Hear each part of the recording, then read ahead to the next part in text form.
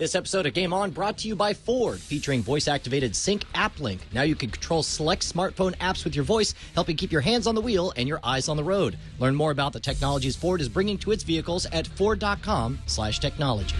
This episode is brought to you by Squarespace.com, the fast and easy way to create a high-quality website or blog. For a free trial and 10% off your first purchase on new accounts, go to Squarespace.com and use the offer code GAMEON4. Yo, it's Sunday, April 1st. But don't worry, folks, this episode isn't going to include any false information, like that lying trick Cindy told the cops. Veronica sits down with GameSpy's Dan Stapleton to hash out SimCity. Brian gets terrified into fitness with the new iOS app Zombies Run. And the sweet music of the glowing stars is made for us live in studio. Whoa, we promise this isn't a hallucination created by indoctrinated influence. It's simply Game On!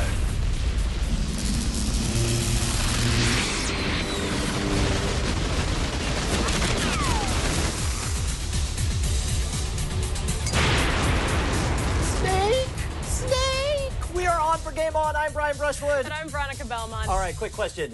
April Fool's Day, obviously. Yes. April 1, we got all the presents of the internet. It's my favorite day of the year because everybody makes these little comedy gems and puts them out to the world. It's either you love it or you stay the heck off the internet for the whole day and just ignore it. Yeah, no, I love it. This is Christmas, Hanukkah, Kwanzaa for me. It's awesome. Christmas, Hanukkah, Kwanzaa? Yes, that's not a joke. What's your favorite?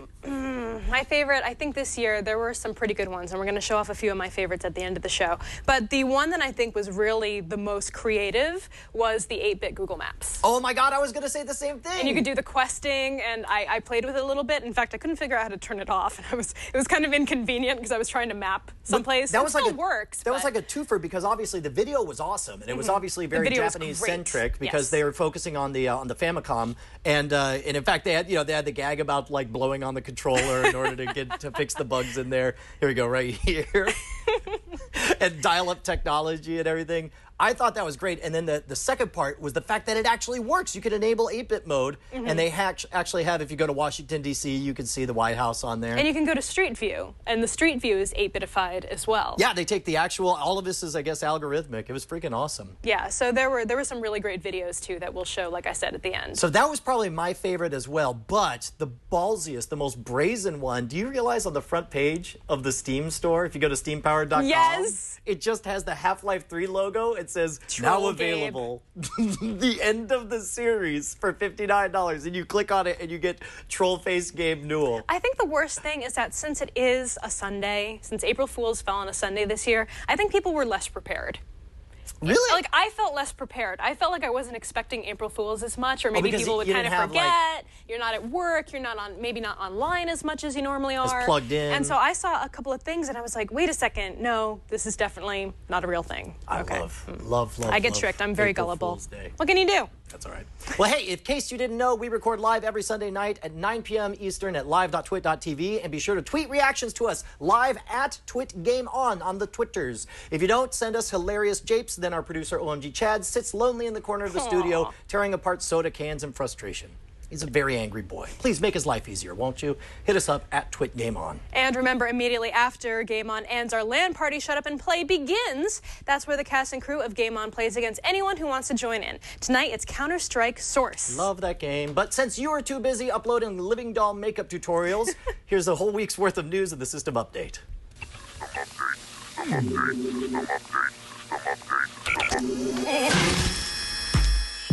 Update on the Wasteland 2 Kickstarter. With only 15 days to go, Brian Fargo's dream of $900,000 for the sequel every RPG fan wanted, but no one thought would ever happen, is closing in on $2 million.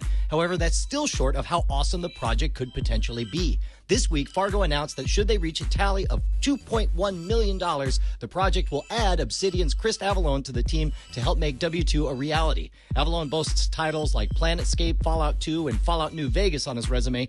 Fargo says Avallone will focus on pushing density and literary content in the development process. SOCOM fans, stand down.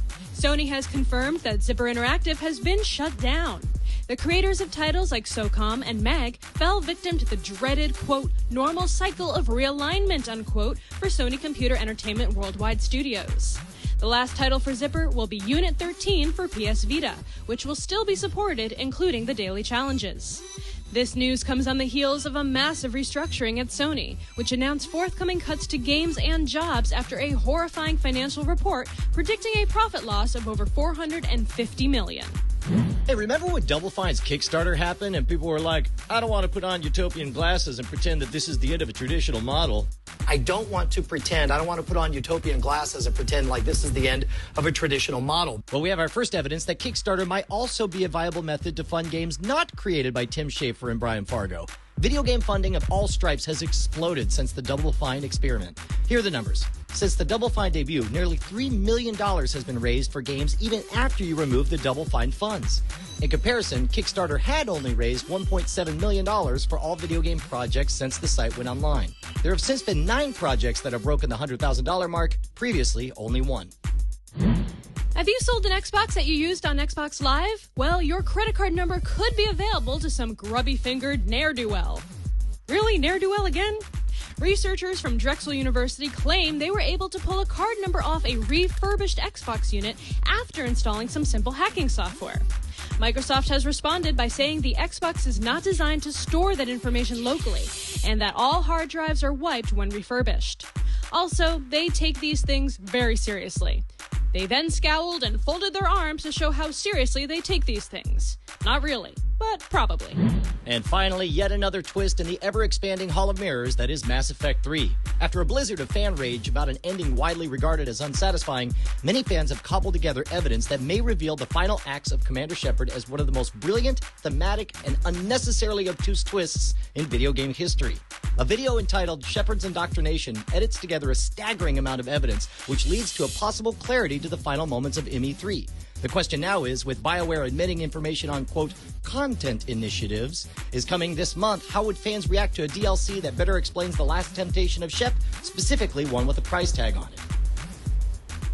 All right, Veronica, so you know I continue my leisurely pace through Mass Effect 3, which I'm still enjoying, even though I had a very unsatisfying end. Wait, you're not done yet? No, I'm taking my time. Oh. I threw a hissy fit because of how everything broke down with the Geth and the Quarian. I didn't handle that very well. But the important thing is, since you finished it and you took a look at the indoctrination theory, what's your opinion on that? I'm tired of thinking about it. You're done? I'm You're just putting the whole thing done. behind you? I'm kind of done. It's very, I love the way he edited everything together. A lot of it makes sense. A lot of it comes right from the codex, but I don't know if they were thinking quite that far. See, and that's the problem. This could be brilliant, but there's very little chance that it was actually, this is BioWare's thing. So if they do put it out there, and if they charge for the answer, I mean, whatever BioWare puts out, now it's going to be tough to actually catch up with the freaking fan-made answer to the whole thing. I know, but I love that fans are still going at it and still trying to figure out, like, why this is happening the way it is. And I'm still ready for BioWare to either give us the DLC so we can be done talking about it, or just let it, fade into history. I don't know. We'll see. Oh, well, that does explain the ending clearly and definitively. And the question is, will fans feel it's cutting content out of a story to make an extra few bucks of it? Or if so, do they have a right to do that? But the important thing is, now hear this. And when I say that, I mean please, because they're paying us. It's an ad. Game On is brought to you by Ford, featuring available voice-activated Sync App Link. Sync App Link allows you to control select mobile apps from your smartphone with simple voice commands, helping you keep your hands on the wheel and your eyes on the road. With Sync App Link, you can voice control apps from Pandora, Stitcher, OpenBeak, Slacker Radio, iHeartRadio, and NPR right there in your car. You can take advantage of new apps and features, including Sync Destinations, where you get access to navigation and directions through your compatible smartphone. On NPR, you can get the latest breaking news and play your favorite NPR programs. And on iHeartRadio Thumbplay service, using simple voice commands, you can find your saved station, skip to the next song, even give a song a thumbs up. Sync App Link is best of all built on an API platform, enabling Ford and app developers to bring in-vehicle voice control to more apps without you having to update the App Link software in the vehicle. Ford has a Sync mobile application developer network that enables developers to contact Ford about their app ideas, allowing Ford to bring them to you faster. You can expect to see a lot more Sync-enabled mobile apps that could go along for the ride in Ford vehicles. To learn more about Sync App Link and other Ford technologies, head on over to Ford.com/technology. All right, so we have not seen much more of SimCity than a few pieces of concept art here and there, but one man has seen it in action, and that is GameSpy's editor-in-chief, Dan Stapleton. Welcome to the show. Oh, thank you. So we have been sharing our mutual love of The Sims and of SimCity for years now. What is new with the brand new SimCity? SimCity 5, or are they just calling it New SimCity? Well, they're not even calling it New SimCity. It's just SimCity. Just SimCity. Yeah, and but there is a lot new about it. Pretty much everything is new about it. I mean, it's been 9 years since they made the last. SimCity 4 is the last one in the series. There was SimCity Societies, but that wasn't really a SimCity game. It was some kind of an offshoot. This one is pretty much from the ground up rebuilt, and it looks pretty fantastic for the most part. I mean, there are some caveats to it, but it looks great. So we haven't seen any actual screenshots of the game yet, but we have seen a lot of concept art. What can you say about the visuals of the game? And it is very much in the tradition of the SimCity style. I mean, they are trying to stick very loyally to what the series has always been in a lot of ways. I guess it's the creative director is a guy named Ocean Quigley, who has worked on every SimCity since SimCity 2000, which was the second one. Well, oh, wow. I thought it was the first one he didn't work on. Yeah, except that one. So okay. He worked on 2000 and up. Gotcha. He's very much into the architecture of like Manhattan. He said it was his favorite city. So if that gives you a perspective. But one thing they're really going for in this one is trying to make different types of cities look different. In pretty much every other SimCity, you tried to build up to the metropolis, like the futuristic megalopolis, I guess. And in this one, you can do that, but you can also go for an industrial city or a very green city. So there are very different varieties, and they'll have very different looks to them. I noticed in your preview that the buildings are getting a lot more modular. Places like the fire station and the police station, there's more that you can do to them. Is it getting a little too granular? And I had that exact same question, because what they're doing is taking those cities, and you can put down a basic fire station or a basic school or a basic police station, and then add on to those. Like for a fire station, you can add on an extra fire engine, a spot for its fire engine in there. Mm-hmm. So it can service more areas. Right. More so people. And that'll enhance it and increase its potency in putting out fires. But you don't have to do that. You can also just put down more fire stations, just like you always have. So this is just another option for doing it, and it doesn't necessarily have to increase the amount of fiddliness there. But it's a very Spore-like system, in that you can tack these things on. On that same subject, what about the individual Sims? Are you able to click on them like in Tropico and see their individual happiness and make adjustments in that regard? That to me is one of the most fascinating things about this one, because it's not previous SimCities have been what they call statistical simulations, where they've got kind of a general idea of what's going on, but they don't know what each individual Sim is doing, because that just took too much computational power. But 9 years later, they can do that. And they can track 200,000 of these little guys individually. And every time you see somebody on the street, every time you see a car on the street, that is all individually tracked. That is a person, or they call them agents. And like each one has their own likes and dislikes and ambitions and things they want from the city? It's not quite the same as the Sims. They're not that complex. Okay. But they do want to be happy. And to be happy, they need money, basically. Money does buy happiness in SimCity. It's not actually having a pile of money that makes them happy, but it's exchanging that money for material goods. So they like shopping. Right. They are shopaholics. I can relate to that. Okay. And if they don't have money, then they either leave the city, or if they're already low class when they run out of the money, they can become homeless, and you can have a homeless problem. Oh my God, that's awesome! I just realized I just shouted, "That's awesome!" to having a homeless problem. Yes, finally! What I've been waiting for in a game. That rocks. So one of the big advancements, of course, is that you can do multiplayer now. There's a multiplayer aspect to it. How does that change how you build your cities, and can you still have a regular, enjoyable single-player campaign without integrating the multiplayer side? You can definitely play by yourself, and the way it works is there's a region, and they had these in SimCity 4, I believe. Yes, I remember that. They went around the borders. Right. So it's similar to that, where you've got a bunch of different cities on the same larger landscape. And they're all interconnected, but you don't actually jump from one to the other, or there's no two players are interacting on one city. The way you interact is you can send resources back and forth, and this is another big change for the series. Is they've now got a supply chain economic model in there, which has kind of spilled business simulation into this city simulation, which is going to really annoy some libertarians, I think. But it's an interesting new layer of it. In order to make money, you can mine like coal, for example, was one of the examples they gave. You can also get iron or wood or all kinds of raw resources. And then you can either just sell those, and you can sell those to other players, or you can sell them to the world market, which is fluctuating based on what everybody on their servers is doing, buying and selling. Or you can refine them into better goods, and eventually you can like have cars that you can sell, and cars you can sell for much more than the raw materials. Do we know yet how many different people can be on a server at one time? How many different cities can interact in that area? The servers they weren't clear on. The actual people that you'd be interacting with would be probably no more than 10 people. And in order for them to have a spot on your region, like your board, you have to invite them. Okay. So it's not like you're jumping in, and I'm sure they'll have like an option to do that if you want, but it's not like you're jumping into a crowded area and trying to do your own thing and people are messing with it. And if one city is very polluted, for example, that will spill over into your city if they're near you, right? That's right. And same thing with homeless problem. If somebody near you has a homeless problem, that will spill over. And also positive things do that. Like police. Not just hobos and pollution. Right. Which, yeah. It's the most pessimistic SimCity yet.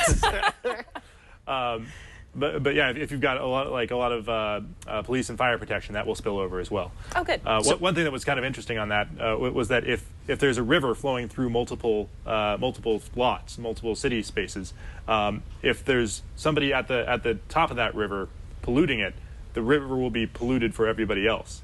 You can also, if I'm selling water to your city, if the pipe that connects it is going through a bunch of pollution, without having a purification plant through there, I'm selling you polluted water. Oh, that's awesome. So there I go again. That's you can screw with people. That's awesome. So just to clarify, the game, you do have to have Origin installed in order to play it, but you don't have to be connected at all times? Or? That's not entirely clear yet. What you do have to have, what we do know, is that you absolutely have to have an Origin account. Now, whether or not you'll have to have the software installed is not clear. They actually haven't decided on that yet. And I strongly urge them to not mandate that. What they did clarify, and what was not made clear at the event, and a bunch of people went out with stories saying that you have to have an always-on connection, and that's not exactly true.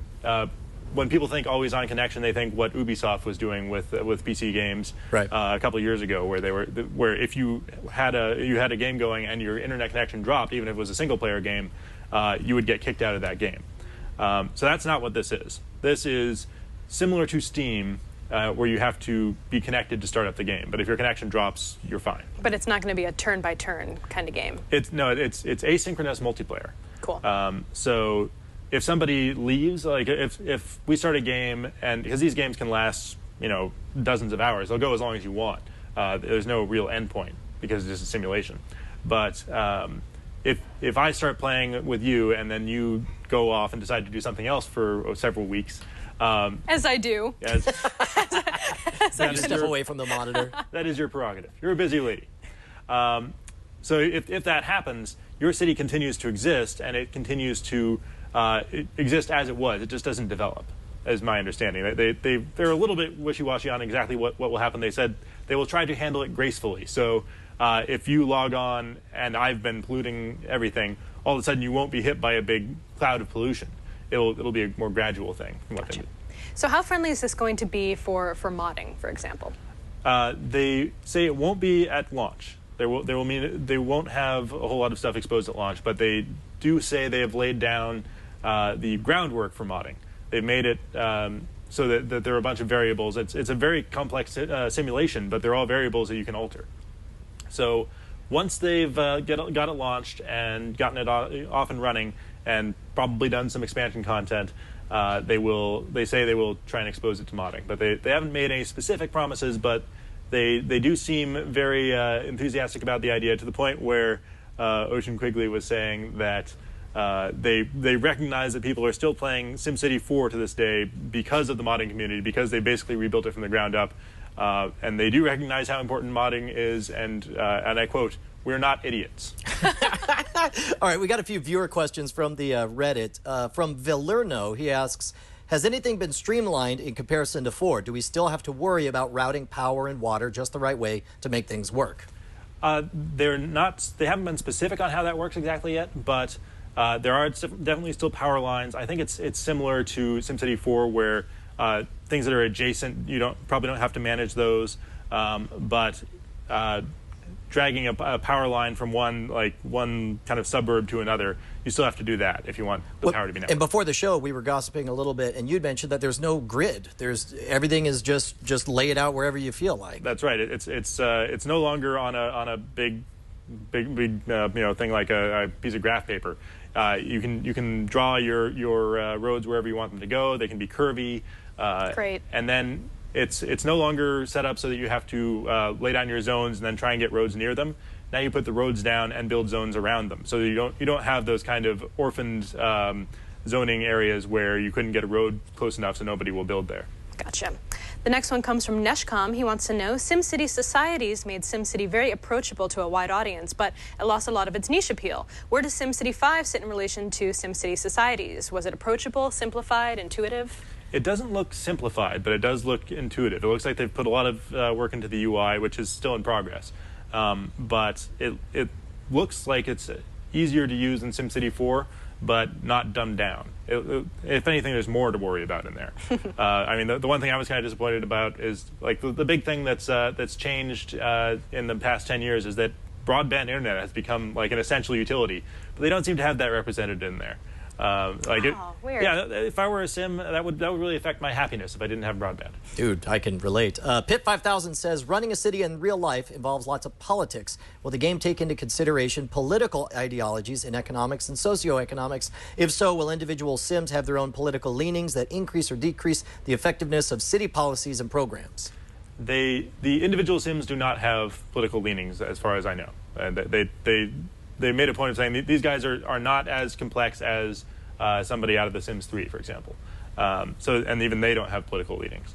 They don't have like individual traits or anything. But what there are, politics are represented in that there will be kind of lobbyists or special interests that will come in and say, hey, we want to build a coal plant here, or like a mega corporation will come in and try and get you to or offer you the opportunity to build their facility in your city. Alternatively, like a environmentalist will come in and offer you an opportunity to build a giant park that will be very expensive, make your people very happy. So it's not ideologies as we would see them, or in the really political sense. There's no Democrats and Republicans in there. All right, well, when the game comes out, you'll have to come back on and talk more about it with us. Absolutely. And also, I'm going to pollute all over your city. And send all my hobos. It's not a threat, that's a promise. Here come the Veronica hobos. All right, you can find Dan's work at GameSpy.com and on Twitter at Dan Stapleton. Thank you so much for joining us. Thank you. Well, fitness is of nothing if not a personal journey. In my case, it turns out to be a George Romero-fueled nightmare. Interested? Find out more in this week's App Diction.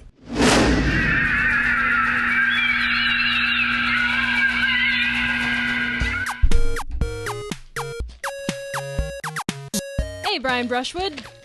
What? Your house is on fire. You need to leave. No burn stuff out. Your kids are stuck in a well and need rescuing. They're good swimmers. It seems like nothing is going to get you off your duff today. Nope. Not even those zombies.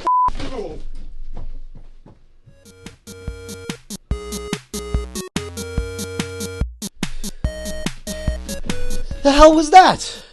I ran around my block for 10 minutes. Relax, Jellybean. You were motivated by fear. In your case, a specific fear of zombies. Everybody has specific fears, Brian. Fears that drive us to crazy physical peaks. Let's hear a few of them now. Honestly, I'm afraid of squirrels. What's my greatest fear? Easy. My brother Ryan. Hey buddy, what you doing? Nothing. What am I really afraid of? I'm afraid of 50 Shades of Grey outselling my book Nocturnal, which is out this week. The hell does that have to do with me? We can use your fear of zombies to get you off your chubby bum and lose a few pounds with the new iOS app Zombies Run. It's an immersive experience where you are a runner in a post-apocalyptic world crawling with zombies. While tracking your actual steps, it gives you goals, like picking up ammo or medicine, all the while motivating you by letting you know how quickly the zombies are closing in. Sounds great. But can fear really motivate you to run that hard? Don't believe me? Here are some other fears that motivate people. I'm afraid of mean-spirited robots. I'm afraid that the white guy from Tech News today is going to bore me to sleep again. I'm sleeping. Hodor.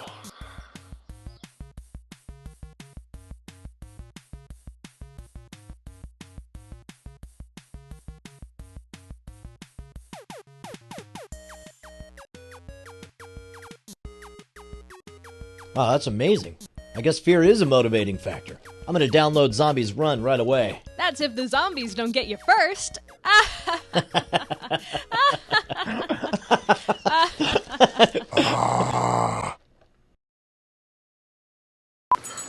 Yes! Clean my minions! Wait, Sneakers, come back.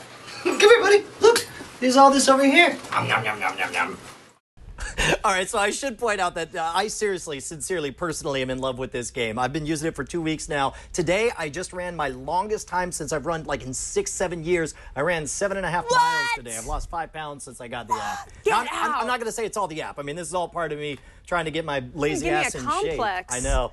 But I will say the biggest benefit of the game is not the actual, the gimmick that everyone hears about is the zombies on your tail, better run fast. And there is part of that. But what gets you into it is the fact that they are telling a narrative all centered around you through all of these third-person perspectives. You start to feel a bond with Able Township. You start to get jealous of what other cities have. As you run, you pick up different items that you use to build up the population in your town. I can't say enough about what a neat idea this is and how novel it is. Now, my only question is, I'm about halfway through the whole story arc, and I don't know what they're going to do long-term as far as telling more chapters to the story. But even when you finish a run, let's say you finish a story arc, it goes into radio mode, and it continues to play your music, but then in between the breaks, you get two people who live in Able Township talking about, you know, the local gossip or the news, and I just can't say enough about it. It's awesome. Zombies Run is a little bit pricey at $7.99 on iOS, and Android is coming soon in the spring, and we want to give a huge thanks to everybody who helped out with our little skit,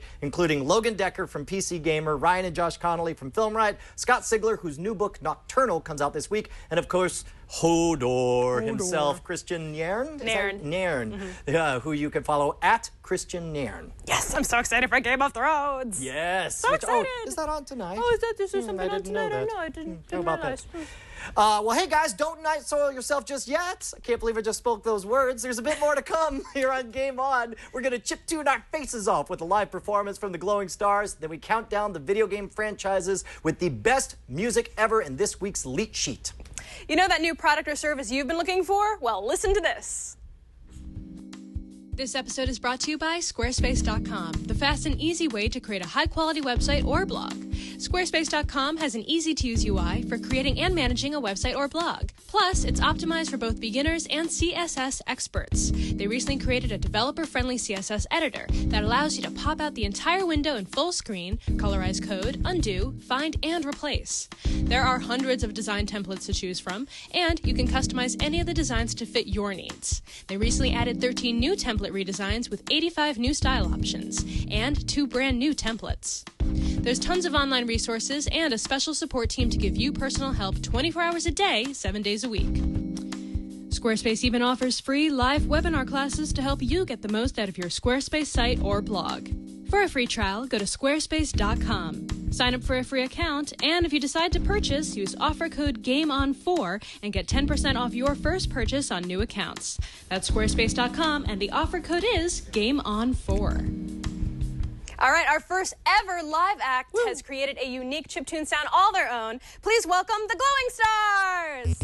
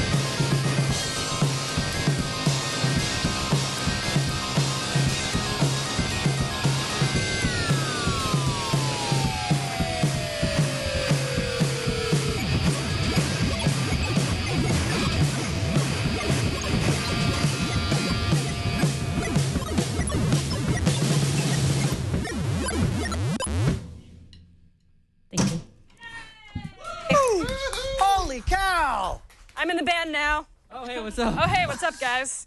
So, how did you guys start making chiptune music? Someone a long time ago, I used to be in this band that used the Game Boy kind of poorly, just by playing games and pausing and unpausing it when I wanted a certain sound. When someone saw me doing that and was like, hey, there's this really cool thing called LSDJ that actually runs on the Game Boy and lets you write whatever you want. And that was like 2001? But I didn't even know Lizzie yet then. Yeah. I didn't meet till like 2005, but we were in a different band together. That's how we met. And then when that band broke up, we're just like, let's start another band. Let's have it do with video games. All right. How long have you guys been touring as the Glowing Stars? What, a year and a half about now? We started December 2010. So. And who have you been playing with? We played our first show with Nice. Onwanaguchi. And P-Lander Z, who are coming back into town. Who else have we played with? All kinds of chip artists. We played with Crash Faster, who's also based in San Francisco. Right, and our friends Awkward Terrible, who just had a really cool new music video that came out, are from Milwaukee, and they came down and we did a split release together. And lots of it's been a fun ride. So what kind of technical limitations do you hit using something like a Game Boy to make music? The Game Boy can only play 4 notes at once, and one of them is so. But that's my favorite note. Well, yeah, that's the cool part about it too, is that you're forced to do things like really fast arpeggios and one channel playing a kick drum and then playing the bass line and then like playing a bass note and then playing a melody part and then going back and forth and that's like the iconic part of it is this like frenetic kind of fast-paced stuff. And it gives us more energy. It's great. The limitations have become this like effusive pouring of creativity for us. So it's a good place to start, and then you can take it into kind of a post-production space and play with it a little more after that. Yeah, I mean, we try to keep it a little raw, I think, but yeah, exactly. It's a really good starting point. So what's next for you guys? Like, what do you want to do with this kind of music? Is this something that is, I mean, it's really been blowing up the past couple of years with, you know, there's been so many different soundtracks for movies lately that have been featuring chiptune and 8-bit music. Is it something you want to keep doing?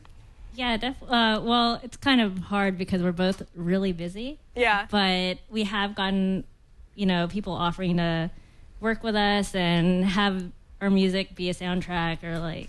Well, like Scott Pilgrim kind of stuff comes to mind for sure. Yes. That's awesome. So will you stick around and maybe play a song for us at the end of the show Absolutely. today? All right. Maybe. Maybe. Thank you so much, guys. All right, Brian, I'll let you take it from there. Oh, my God. I was unprepared for the awesome sauce injected into my ear holes. That was freaking amazing. Thank you, guys. And speaking of awesome music, we asked you, the Game On Faithful, to compile a list of the best music in video game history, and here's what you guys came back with. Initiate countdown.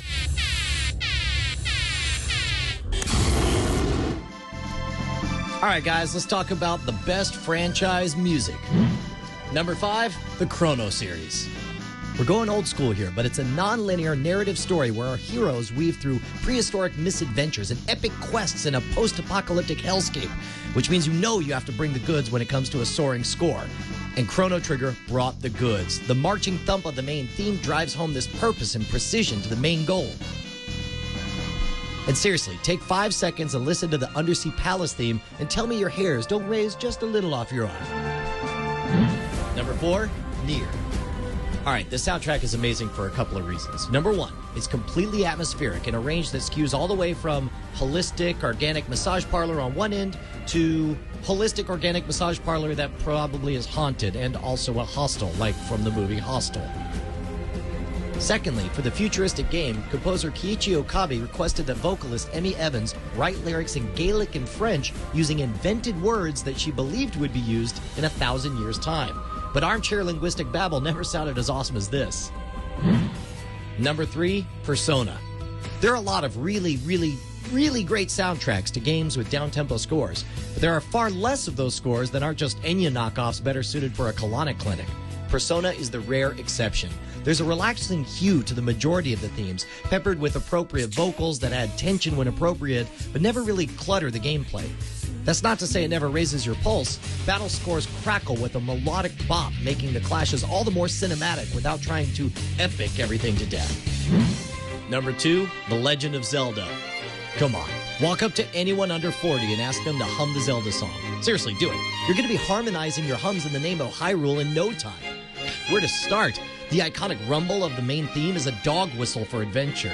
There's nothing that isn't better while you're listening to the Zelda theme. If I'm ever elected President of the United States of America, I'm going to ask that they play this theme while I get sworn in. And when they say no, I'll ask if I can have earbuds in. And when they say no to that, I'm going to try to move around blocks until they say yes. Because that's what you do when this music is playing. Also, in Ocarina of Time, you could play the Titanic theme. I don't know if that counts for or against this, but it needed to be mentioned. Number 1, Final Fantasy. Here's the ultimate test for a chiptune score. Does it transcend the technology it was born into? Put another way, when you listen to it now, do you hear the full orchestra, the punching horns, and the booming timpanis that clearly lives below the squawks and beeps? Final Fantasy has about 1 million of those, and that's why they're number 1. Dude, they wrote freaking operas in these games, and they rule. The only arias I pay attention to are the ones on Game of Thrones, and I can listen to them all the way through. The battle is won, Final Fantasy. Enter the world as champion to the tune of your own fanfare. Now, keep in mind that the folks who picked this, these are the folks at twitgameon.reddit.com. So if you want to play next time, you better check out the website, twitgameon.reddit.com. Oh, look, we've got a Daphne theme for April 1. Daphne took over. Yes, she did. But I'll tell you what, we specifically want to thank Balthazar, the tech kid, Gord McLeod, Joshua, Caleb, and the billion people who suggested Final Fantasy. But seriously, before we go any farther, the problem with music is that it's so subjective. You got so many personal memory. We got to go through some of the ones that didn't make the list. A bunch of people brought up in the chat room Command and Conquer, which at the time had a revolutionary soundtrack on the, I guess it was Sound Blaster, not quite ad-lib day. Absolutely, and I was sad to not see the Uncharted series. I feel like I bring up the Uncharted series on every episode. I'm kind of a fangirl. But Greg Edmondson is one of the best composers. He also did the music for Firefly. Oh, this is Drake's right here. Drake's theme. Look at this, you just got all misty-eyed. That's adorable. It's so good. I mean, he is, if you've ever seen, I'll have to do a tour sometime for the show, but the soundstage at LucasArts is just unfreaking believable. Wow. When you have an entire symphony orchestra in there playing this music, I mean, you get chills. I mean, the lengths they go to do this kind of stuff now is incredible. Well, and that's the thing, because right now... It's different. I mean, it's a different kind of composing that they do now than they did Absolutely. back in the old days. Well, and that's what I wanted to point out. Back in the old gaming days. But that's the thing. It's like, you look at something like Skyrim, which I'm also surprised Skyrim didn't make the choice. Fantastic music. It's fantastic. They had, what, like a 30-person chorus to do the shouts and stuff. There's so much power and majesty behind it. But where I have a real fondness for are the early days when there were severe technical limitations. Like nowadays, we have chiptunes that's seeing a renaissance where we're all nostalgic for the early days of music. But like on the PC side of things, I got 2 picks I want to hip you to. On the PC side of things, did you ever play Star Control 2? No, I haven't. Star Control 2, released in 1991-92, was the first video game to use mods. There we go. Yeah, that's the Earth Space Station theme right there. But the mods had 4 samples. Back in the day, this was revolutionary, man. That's awesome. I like your DJ look. But then on the flip side, on the console side, you got to remember that here in the United States, the TurboGrafx-16 was up against the Super Nintendo, the Super NES. Super NES was rocking its 16-bit sound, but with the TurboGrafx CD attachment, listen to the clarity. Here, play. This is from East Book 1 and 2. It's like this is real music, right? This to me was the turning point when it was no longer about the limitations about what was in the hardware, but instead about the vision of the musician. Well, you know, we have some actual musicians here on the set tonight. What music did we miss? What would have been one of your picks, What guys? should have been on that list? I'm actually surprised that you guys didn't have Katamari Damacy on that. Na. We do now. All right, good. Well, Matt, any pick? That's all I ask for. I'm nuts about the old school stuff. Dude, Mega Man. The Mega Man series is my big thing, and the composing in that was it like really took as much as they could out of those chips, those limited chips. Can I play something real quick? Yeah, of course. This is my favorite Mega Man tune ever, Napalm Man.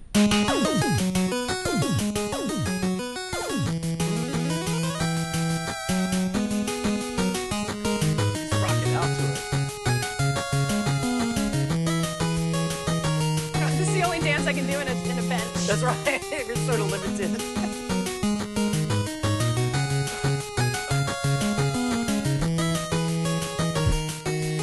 People. there's three voices at once, man. You get so much out of it. I think the solution comes to the chat room. Clearly, the lead sheets need to be the top 15 in every category now. I know. That's the only way we'll make everyone happy. happy. Stuff in the gaming world. It's just too much. Good suggestions, Awesome. guys. All right. Well, yeah, I think there was a little bit too much JRPG represented on the list this week. JRPG? Oh, Japanese RPG. Yeah, I think we might need to do a little more editorial control on these things. Let the Reddit do its thing. You got a problem? Go to twitgameon.reddit.com. Maybe I should have said something in the Reddit. All right. Well, anyway, moving on. When the lights go out on Game On, you know it's time for Shut Up and Play, the Twit LAN party produced and hosted by Glenn Rubenstein. In fact, he's here right now to tell us all the details, including how he ended up with a pie to the face last week. Hey, what's up, everybody? Tonight, Sunday, April 1st, we are playing Counter-Strike Source. If you want the details on how to get in on that, go to Twit Live 3, the chat room on the Twit IRC server. Also tonight, 2 grudge matches coming up. It's going to be epic. We're going to face off. Who knows what will happen? But next week, Sunday, April 8th, we are playing Unreal Tournament 2004 once again. And if you want to RSVP for that, send an email to landparty@twit.tv. Next week, also, we're going to have Rock Band in studio, which means Brian Brushwood and Veronica Belmont showing off their vocal abilities for your viewing pleasure. So, what reason do you have to stay and watch the Twit LAN Party Shut Up and Play tonight? Well, sometimes things like this happen when I lose big time at NBA Jam. You lose. Good day, sir. Good day, sir. Oh!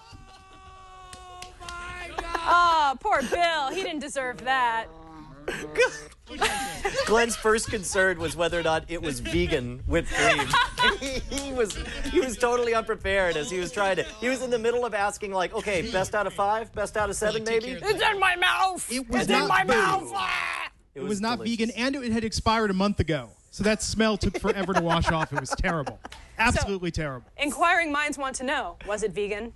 No, it was not. Oh. Thankfully, it didn't get in my mouth. Cruel. Oh, thank goodness. Cruel jokes. Well, hey, don't forget that if you're in the market for a new gaming laptop or PC, then look no further than our friends over at Doghouse Systems. They are the company that provided us with these ass-kicking game machines we use every single time during the LAN party, and we love them. If only we could make love to them.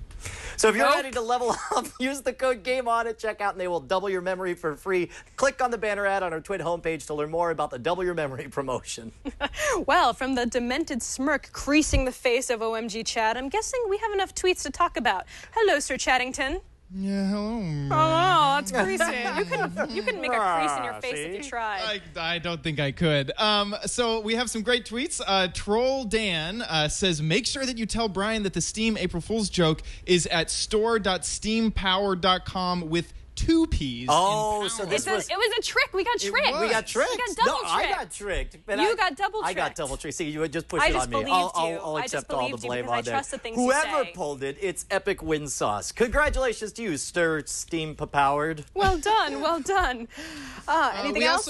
We do. We also have from California, Carl. He said he just finished his taxes and he wants some advice on what to do with the $100 he's going to get. Do you guys have any advice for California Carl? Gosh, I guess the question is it bad to set up a donation PayPal? What, for us? No, I'll tell you what you should do. You should go buy the album from the Glowing Stars. Yes. Are you kidding? That's a slam dunk right there. Or buy like 10 of them for $100. Or what, like 6 of them? Yeah. 20 of them. Wait, the whole album's only $5? Well, it's just an EP. Where can people go? glowingstars.bandcamp.com or just the glowingstars.com. Glowingstars.com. Yeah, give them throw all your dollars at them. Yeah, please, we'll take it. Sure. Fantastic. Right. And then also, Sir Cheeto mentioned, really, sandals with socks, Brian, and he is talking about this. Yes. Clean my minions. When up there, my you own see your sandal socks. That was intentional. That was, if you look, I tried to frame the shot so you could see. that can never be intentional. Dude, I was showing my fat gut hanging out. You better believe I was rocking that for hilarity's sake.